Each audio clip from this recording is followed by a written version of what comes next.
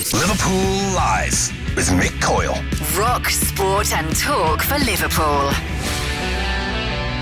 Radio City Talk. At 20 to 12, it's Radio City Talk, Tuesday the 25th of June. My name is Mick Coyle. A really interesting guest on the show next, who is from a new charity, a survivor-led charity, and this is looking at people who've been impacted by a stroke. Craig Pankhurst himself has had a stroke, and he had it before he even turned 40. Craig's in the studio now to talk more about the charity and the work that it's hoping to do. Craig, thank you for your time. Great to see you. How are you?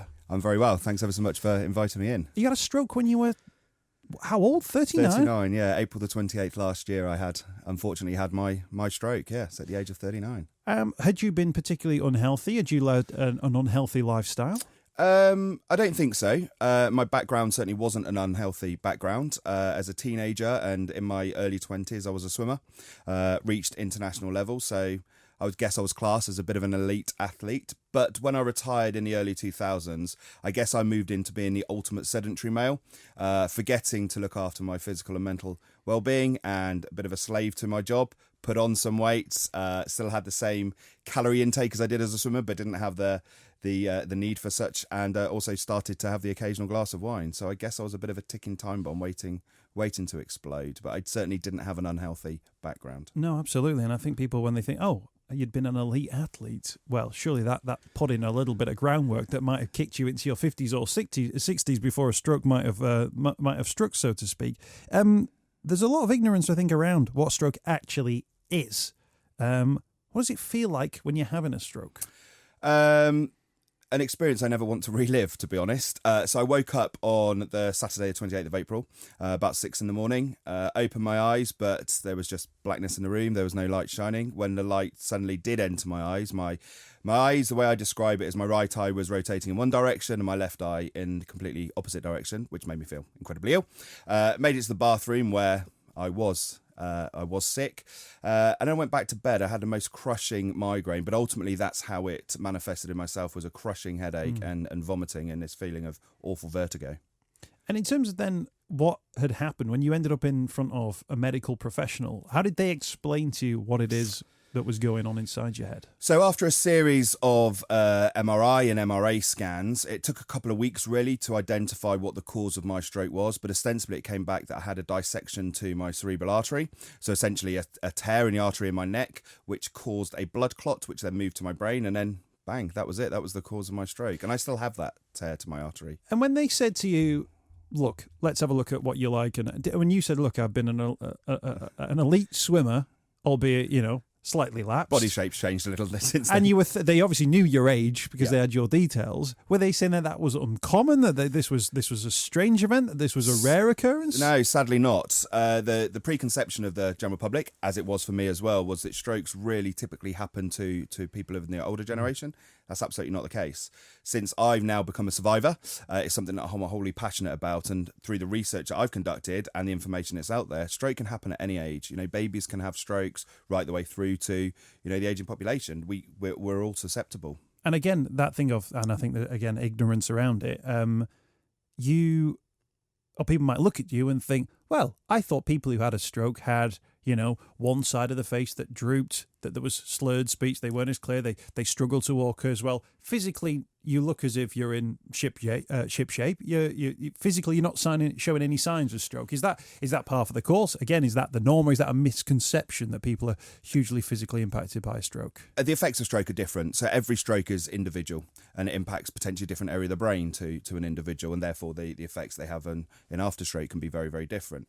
I consider myself extremely lucky. The biggest disability that I suffer with post-stroke is neurofatigue. And the way in which I live my life, and it's part of the charity's branding, is through a red, amber, green system. So, and it's all to do with my energy levels. When I'm in my green zone, as I am now, I'm able to talk and walk and pretty much function as I could pre-stroke. As I lurch towards my amber zone, when I'm more fatigued, my speech slows, thought process slows down. And when I'm speaking, I may get words in an incorrect order.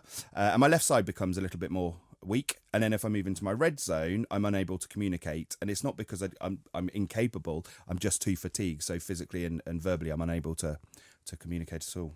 How important, bearing in mind that you've been sort of an elite athlete, you'll know the importance of fitness. Is this something that you're looking to introduce as part of Stroke of Luck, the charity, this physical fitness around people who have survived stroke? Absolutely. So my experience within the NHS was phenomenal. I can't praise the medics highly enough. But I'm very acutely aware that all stroke survivors have an NHS budget above their head, and that will differ depending on the geography and the severity of the stroke and the after effects. But nevertheless, we all have this finite budget. And when that budget is spent, it's kind of over to you as a survivor to carry on your life. Now, with it being a brain injury, there's a lot of people that suffer with depression and anxiety. And I know from my background and from my degree in sport and exercise sciences that a physical or being physically well supports your mental and emotional well-being. So that's how I came up with the concept of a stroke of luck. And it's matching survivors with personal trainers in the first instance to support their physical rehabilitation once they've finished their NHS, I guess, provision of their recovery. When people hear about physical trainers, they might suddenly think you're going from a stroke ward to some sort of like Peloton cycling session or something heavy with someone shouting at you for not working hard enough, tugging at those gigantic ropes and things like that. Presumably, it's more bespoke than that. Absolutely. And within the fitness industry now, there are qualifications that are specific to supporting people that have had strokes. So a Stroke of Luck will be engaging those people that have got qualifications. And we've just announced a partnership yesterday with a company called Lifetime Training, who are based in Bristol, who are one of the leading training providers in the country around fitness and personal training. And so we're going to be hopefully educating personal trainers up and down the country that actually gaining this qualification at a level 4 is vital. Now, when it comes to supporting the survivors themselves, a personal trainer, if me, for example, I go to the gym and I use a personal trainer to support my rehab and recovery, but if somebody is less functional than I am, then a personal trainer can go into the home and support them with a range of motion. It could be hand movements, it could be arm movements, or it could be leg movements, but it certainly doesn't need to be working their body to the extreme at all, but it's just around supporting them through their physical rehab. And in terms of the impact that can have on your lifestyle and your life abilities, if you like, post-stroke, what sort of difference, I'm not asking you for a specific percentage, if you like, but what sort of, what sort of difference can that physical recovery make to someone's lifestyle, way of life, ability to live a life beyond a stroke? I think it's significant. So if we track back to what I said, I think a lot of stroke survivors suffer with depression. They identify, and the ones that I've engaged with, some people identify their whole being as a stroke victim. My perception is we're a stroke survivor. We've overcome the biggest challenge in life so far, and we won. So if we can shift mindset, and that's not an easy thing to do, but if we can shift mindset, I honestly believe that people are now treading a different path to the one that they were before they had the stroke. But nobody's going to tell me that path that I'm treading now is any worse than the path that I was treading before I had the stroke. And that's ultimately what a Stroke of Luck is set up to achieve, is to shift mindset through physical rehabilitation. Say, actually, I can still have a full and fulfilled life. Strokeofluck.co.uk is the website that has been set up. Craig Pankhurst is with us from the studio. Strokeofluck.co.uk is the website. You're going to build like a sort of a digital platform for this one as well. You mentioned depression and issues like that. Is part of that the isolation that comes with people who think, I've had a stroke now, I'm now set back in life, I can't do what I used to be able to do, I'm not going to be able to mix in the same groups that I used to be able to mix from? I believe so. Yeah, I believe, and that's not all stroke survivors. Some stroke survivors are very positive about their outlook. But I think that absolutely is. When somebody identifies themselves as a stroke victim and they can't see a way out of the place that they're currently in from an emotional perspective, a mental perspective, I think it's very difficult to cross that divide. And the Stroke of Luck, our platform, and what we're trying to do is supporting them across that bridge to a happy and fulfilled life. What's the difference in becoming an official charity? What difference does that make to the work you can do?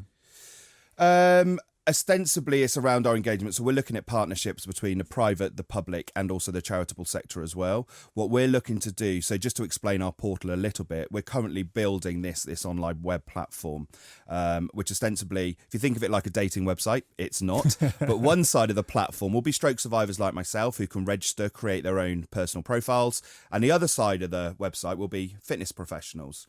The money that we generate via donations and through sponsorship will come into the charity, will be converted into credits, and those credits will then sit in the digital bank accounts of stroke survivors. They're then able to spend those credits on a fitness professional, as I say, either within a gym environment or within their own home, but to support them with the physical rehab. And people can register for that now then if people want to find out more information. Absolutely. So on our website at the moment, survivors, supporters and personal trainers can absolutely register on our website. We're collecting all of the information at the moment, ready for our portal launch, and that will be in the autumn of this year.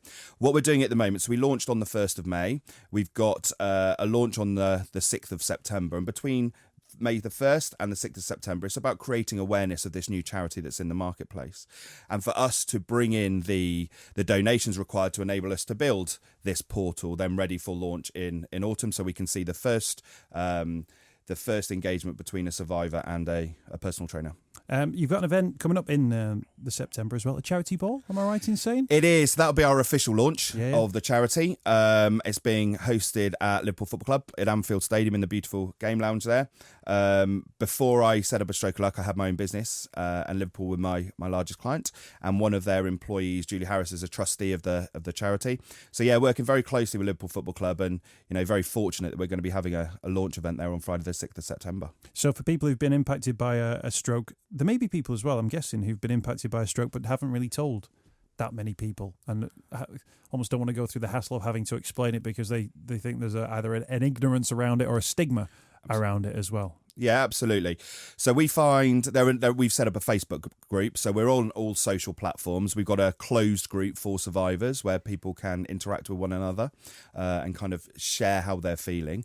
But yeah, it's really important around, I think, mental well-being to be able to share experience and to talk about the challenges that people are facing. The whole population face challenges, but stroke survivors absolutely do. So it's important to communicate. astrokeofluck.co.uk is the website. You can go on there and find out some more information. You can also get involved in that if you're a stroke survivor or personal trainer, in fact, as well. It's all about building the database at this particular stage. We'll find out more about the work that the charity is hoping to do beyond September of this year as well. Charity Ball taking place at Anfield. astrokeofluck.co.uk, the website again, astrokeofluck.co.uk. Craig Pankhurst, thank you for your time. Great to get you on the show today. Brilliant. Thanks ever so much. Appreciate you joining us on Radio City Talk.